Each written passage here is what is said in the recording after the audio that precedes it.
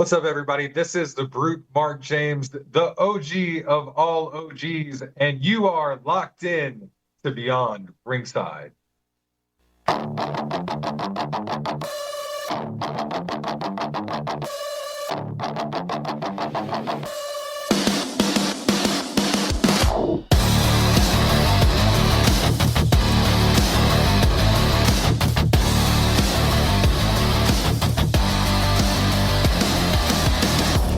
On a beautiful Tuesday night.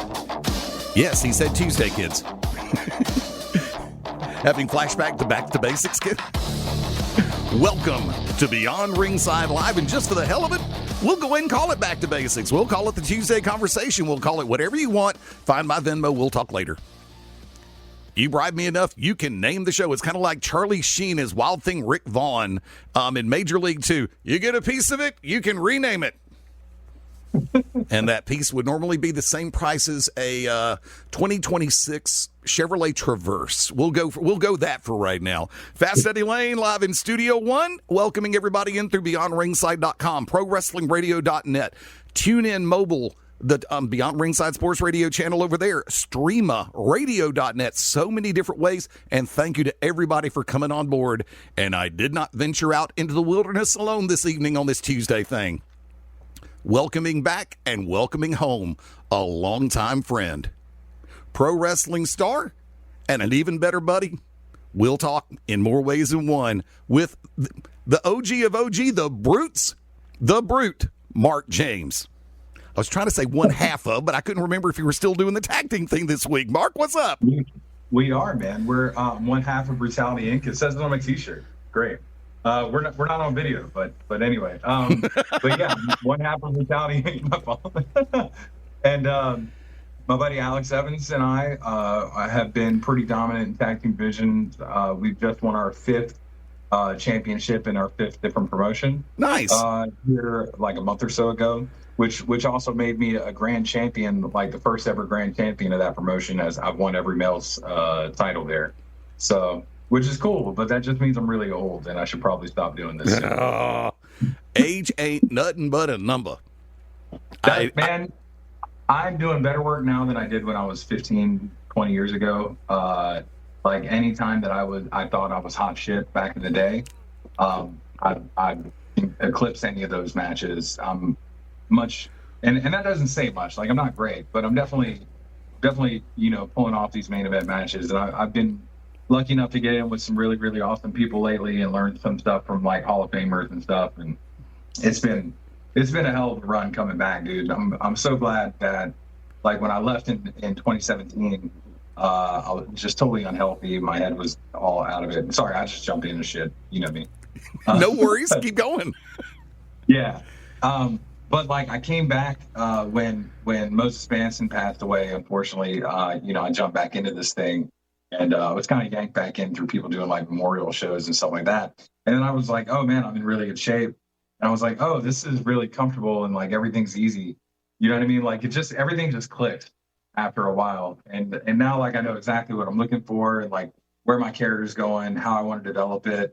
I'm very like hands-on in all the promotions that I work at. I work in a ton of different places. And I'm running like 2 major storylines right now, which are really cool, but we'll get into all that stuff later. Anyway, nice to see you, bud. Great to see you as well. Now, we're cheating. We're doing the Zoom thing. We're actually doing video over here. I'm going to shoot straight.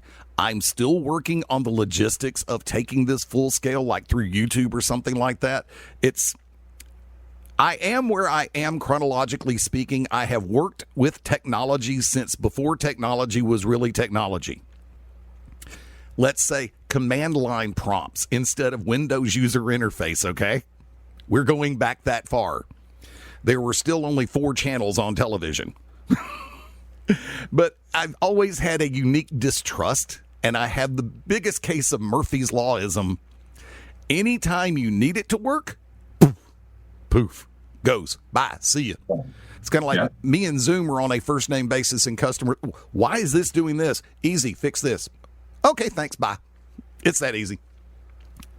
How many promotions are you working with nowadays? I work with Oh man, so many right now. I've got a show this weekend with United Pro Wrestling. They're doing some joint stuff with another place called Carolina Slam Jam. That's out in like New Bern area. I also work with Extreme Shock Wrestling. We're the tag team champions there right now. That's the one that I just became the grand champion of, as I was their first ever heavyweight champion, which is recent. It was like 4 years ago. Okay. Yeah, I was their first ever heavyweight champion when they introduced that. I was their Eastern States champion like 15 years ago, before I got out of the business for a while. And then now currently a tag champ. I've had all their male titles. So that one, let's see, Newborn Wrestling, Alternative Championship Wrestling. I just worked the Hustle Collective in Kannapolis. Sorry, last Saturday I wrestled a dude named Dante Khalifa, who's super talented, and if he wasn't such a pain in my ass, I'd probably like him a lot. I've got a show next couple weeks, April 11th. This weekend is UPW. I wrestled Dante Casanova from the NWA. He's just getting back off an injury, but he's incredible. I'm really looking forward to that. We're very similar in our work and our moon sets, so this is going to be fun. Being able to get in there with a guy that kind of fights like I do a little bit. So it'll be cool. A couple weeks I've got ACW in Sanford, North Carolina, old Power Pro area. No. Remember it very well. We're right back there. Alternative Championship Wrestling. Alternative Combat Wrestling. I don't know why I keep wanting to call them that. Alternative Combat Wrestling out of Southern Pines typically. But they run shows in Stanford also. They're old, like the guys that ran the promotion, like booked it and stuff like that, are old Power Pro fans. Like they tell me stories about watching matches of mine when they were kids. It's the craziest thing, dude. Legit. It's the damnedest thing nowadays to hear this stuff from people, but it's really cool and really humbling.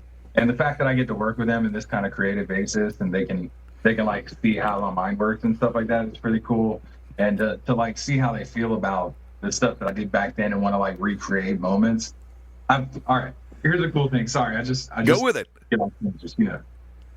They did the first show back in Sanford. It was almost a year ago now. And it was the first time they've had wrestling in Stanford since Power Pro shut down. Really? Yeah, well, at least good wrestling. I don't know about any other crap, but at least good wrestling. So, and they got a smart like partnership with one of the breweries out there, and they set up in like the back area parking lot thing, and it's a really cool thing. They get a good crowd out there. But they had my partner and I in for a tag match that night. And they had me working baby because, hometown guy and all that shit. And sorry, are we still Hell Damn Ass thing? He remembered. Damn. I'm sorry. No. Okay, I'm going to interrupt for a hot second. For those who've caught the posts or the YouTube videos, you will see one particular slide that says hashtag Hell Damn Ass. If you know, or you have to listen to get it. Mark James is the one who helped me originally come up with hashtag Hell Damn Ass. The first time he came on, I explained to him, I traditionally run this as I would a terrestrial radio show. He's like, okay, so you're FCC minded with the words being, I said, yeah, Hell Damn Ass. And so therefore, hashtag Hell Damn Ass was born between me and Mark James. So that's where that started from. Yes, actually, hashtag Hell Damn Ass still does come into play, but it's Tuesday night. It's one of those circumstances we cut loose. We have a little bit of fun. If a fecal matter reference slips, I don't give a darn. That's good. I'm worried about worse. I'll try to keep it. But anyway, we're in Sanford, and they booked us for a tag match. They have us come out of the ring, and they like I knew Mike Devine was there. Okay. Right? From Power Play. I remember. So they had him coming out to announce the guys that we were supposed to wrestle. And he comes out and like his music's there and everything else. And he's like, yeah, my tag partner. And I'm like, hold on, I'm not wrestling you tonight. And kid you not, man, they bring out Dick Foley. Dude was hiding in a car for 3 hours. Damn. Waiting to surprise me and do like a big Power Pro return. Hey, Sanford. Give the rub to the new organization, all that good stuff. And it's cool, man, to know people like to know the history of what happened there and like really care about what's happening and be able to work with them. Really, really awesome. How is Foley? He seemed good. I mean, The abridged really version. What's that? You don't really talk to him that much right now? No, I'm a hermit, really. I work and I come home and I play Fortnite with my wife, and I smoke weed and hang out with my kids, and that's my life, man. I do some wrestling, and I try to be a barometer of good things in the wrestling community, and call out bullshit in the wrestling community, and that sends people whatever direction it does. That's going to lead me to one of the things that I saw when I was going back to do a little homework. Explain Wrestler's Court with Mark James. Oh. We're going to get to the right. other one in a minute, trust me. Yeah, no problem. In about 420 seconds. So Wrestler's Court is all right. So one of my best friends, Daniel Decker is his commentary name. He's a very creative person, and we do a couple things together. We do First Bake together, where we talk about cannabis and THCA products that are legal, that are easily attainable, that you can go to the store and get. But we work with like local growers, and we work with like small batch dispensaries.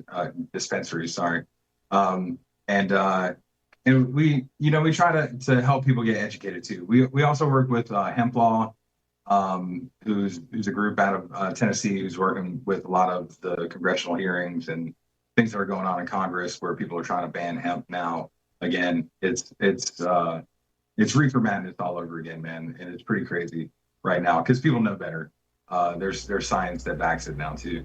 Did you ever see that movie? Reefer Madness? Yeah. No, I don't think I saw it. I've read books about it and stuff. There was a really cool, and I use that term questionably, B-movie from many years gone by called Reefer Madness. Sure. And I've watched it actually twice. And for what it was at the time, it wasn't bad.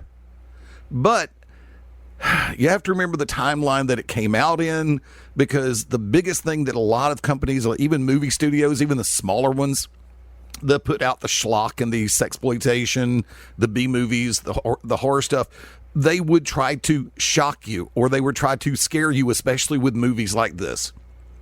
And it's kind of like, you have to, in 2026 mindsets, you have to take it with a little grain of salt. But realistically, I'm going to be honest, if you ever get a chance to check it out, you might actually be able to find it on archive.org or over on YouTube. And if you make it past the first 20 minutes, you'll make it through all 80. That's the best way I can say it. But when I hear the words Reefer Madness, my brain goes back to that movie. Oh, yeah, I bet. There's a book actually by Dr. Riley Cook called Reefer Wellness that I direct a lot of people to. It's a great resource for cannabis wellness and like how it really affects your body, from a PhD certified, recognized doctor who like studies this stuff for a living. Like, this is just what she does. So it's pretty cool. I also follow her on like TikTok and like Instagram. And like, it's just a really great resource for like cannabis knowledge. But anyway, back to Wrestle Court. Daniel does Live Laugh Lariat, which is a wrestling podcast where he interviews people. But for a while back, again, I'm a very gray morally person.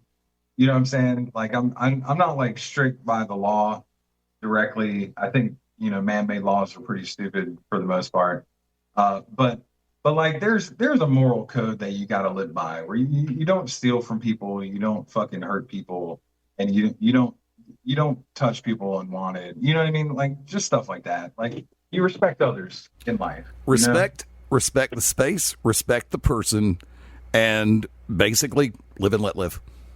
Yes. But anyway, we talked about it, and he had this idea to do like a Wrestle Court thing, where he was just going to have two people come on and they would talk about like different drinks or something like that, and they would make their cases, but it would be wrestlers, so it would be dramatic. And I was like, well, what if we had people on and we can like help continue storylines and we can build like characters out of it and like give them a place to show their side of life. You know what I mean? And then he came up with the idea of me being like a judge on there, and we do like a night court type thing. Why the hell not? Right? So that was a lot of fun. The first show that we had the Allen brothers on there. And if you haven't heard of the Allens, Steve, Rob, Mason, and Justin Kindred Allen out of North Carolina and South Carolina, they're all incredible. They're super talented wrestlers, great characters. The Allen brothers, Rob and Steve, are like probably some of my favorite opponents that I've had, and we get to wrestle them again on May 15th at Fight for Glory in Raleigh, which is another incredible organization that I work for out here. So yeah, we're doing that, man. Those guys were awesome. They came on and just really showed their characters. Justin was like they were in a storyline against each other. Justin was like a special guest referee in a match that had Rob and Steve lost their tag titles to the other guys, which is the name of their tag team, was the other guys. Keith Mack, who works with the Banana League now, good for him, one of the party starters in Banana League. Oh, cool. And Stuart Snodgrass, where they're out of Charlotte area too. But anyway, cheap plugs for everybody. We're putting everybody over. So. Dude, you remember the premise of this show, right? Yeah. Put over, get over, all of the above. That's it, man. And like that's what it's about now. I don't give a shit. I have fun doing the stuff that I'm doing, honestly. But I'm working with a lot of young talent, and I want to like try and teach them a couple of things that I can do. And honestly, I want to learn some stuff from them too. But I feel like everybody's kind of bringing everybody up in these situations. You're good, bud. It's okay. My son's coming in there. Oh, cool. Can I come here real quick? This is Eddie. You're on camera, but you're not on camera. We're just audio. So you can say hi if you want to. I saw the hand. Hi there. He was a baby last time you saw him. Yeah, it's been that long. He's like 12 now. The kid's like 5 foot tall. It's ridiculous. He'll be passing me about age 16. I'm still 5'8", depending on what convenience store I'm coming out of. Thank you, Ron White, for that line. Right. See, unlike some radio DJs, I actually give credit when I rib a line.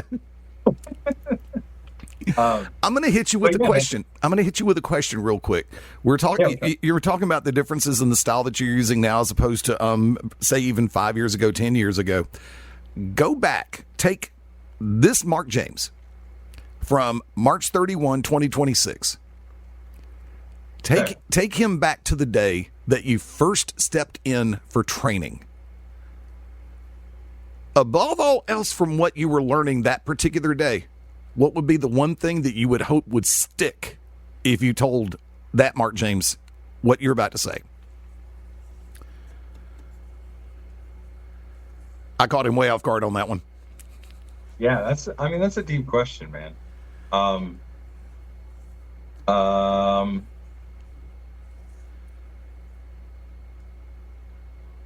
Man, I'll let you simmer on that one for a second. I would have no, man. I'm good. I think the biggest difference between now and back then with me is that I have conviction now, and I have a confidence in what I do now. Okay. That I didn't have back then. So I try to tell younger talent that this isn't life or death. You know what I'm saying? Like the wrestling business isn't life or death. Right. But it can be a great life if you want it. But you have to be dedicated to it, and you have to take chances. So I think that would be the thing, I believe. I think I would tell myself to take more chances when I first got into this, and to stay single. That would be the two things that I would have told myself back then, was to just, if you really wanted to do that, and it's nothing against anybody in a relationship. This is great for people that are in relationships, right? Obviously, if you're smart about what you do. I am now. I wasn't before. Plain and simple. You know what I'm saying? Yep. So, But if you're single, you can run the roads. You can take the opportunities. You can take those chances that you can't always take when you're in a family and you have to be there to support everyone. You don't always have to have a full-time job. You don't have to worry about, who's going to be there to take care of the kids and all that stuff. You know what I mean? Yeah. If you're single, you can live out of your car and you can live on the road and you can go from show to show and put up rings and try to get on. Like, you have that ability. You know what I'm saying? And now more than ever, you've got quality places to do that at. So like, I would tell myself to take more chances. I would tell myself to reach out to more people, and to be smarter and be more professional. I guess back then, I was pretty dumb. I still am. I'm still very dumb. The one thing I started running, when I asked myself that question, I started running a checklist. And the first thing that I would go tap myself on the shoulder and say, listen, shut up. Don't talk. Other than asking questions, listen. Because the people that are in this ring who are going to teach you have been there before. You can be 5'8", 205 and ready to do a moonsault off the top turnbuckle. But don't. Listen. Listen to the way they're saying to do what you're supposed to be doing. Because they do this. You want to do this. They will teach you to do this if you listen to the way they tell you to do this. Make sense? Yeah. I feel like I wasted a lot of opportunity and a lot of meetings with really, really, really influential people in the wrestling business back in the because like from when I started I was really lucky, man. I started working with probably like my second or third show, I got to be in the ring with Buddy Landell. Nice. And then like I wrestled Ivan Koloff.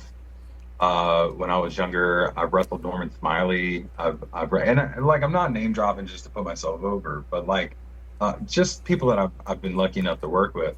I did multiple shows with Terry Taylor. Like he was teaching me stuff about booking, and being in the locker rooms, and like Bobby Eaton, Dennis Condrey. You know what I mean? Like the people that build the business. Yeah. Basically, I've been lucky enough to work with almost everyone that I watched on television.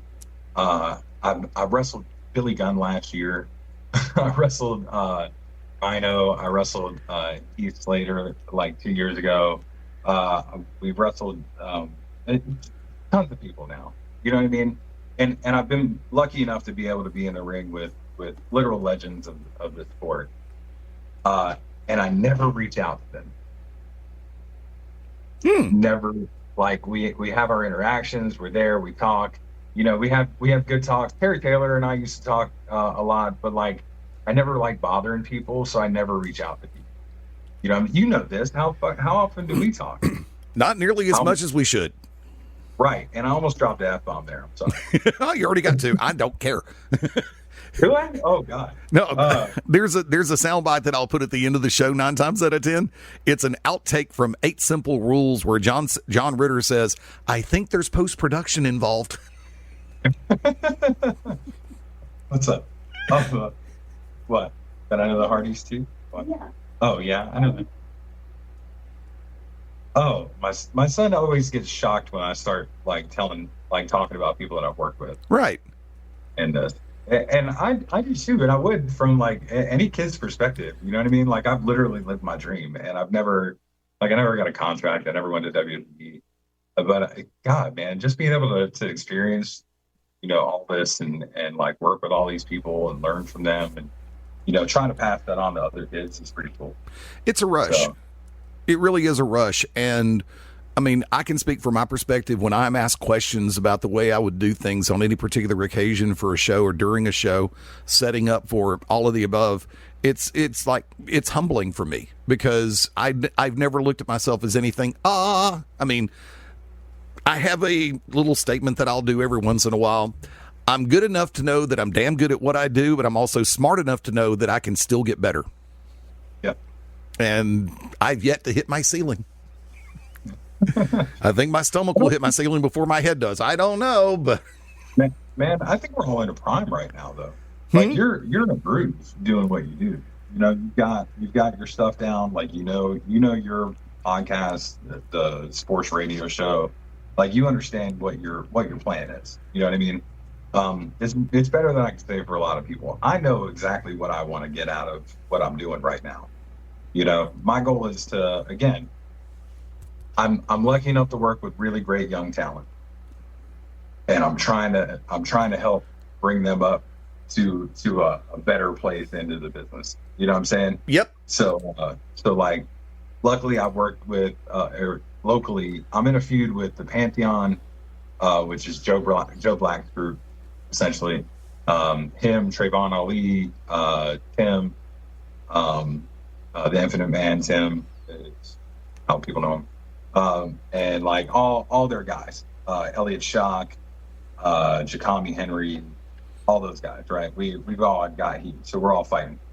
But I'm also in a big feud with, and Alex is with me, obviously. He's my tag partner, so we're involved in it together. And then, we're also in a big feud with Drop a Fella Records, which is Reese Moss and Dante Khalifa and Trey Derula. What's up? Oh, okay. Sorry. My son's about to do a wrestling match. What's up? Do me a favor. Tell you what, then we're going to go ahead and hit that first break real quick. Mark and I will be back in just a moment. You are listening to Beyond Ringside Live.